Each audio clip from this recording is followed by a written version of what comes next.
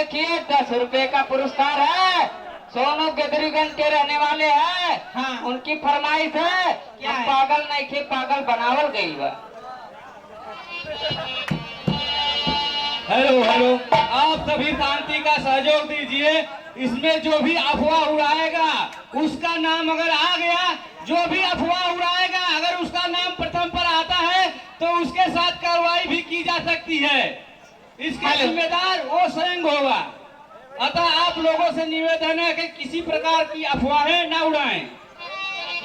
सबको शांति से रामलीला देखने दें, ठीक है? जिसका नाम प्रथम में आता है उसके नाम से कार्रवाई की जाएगी।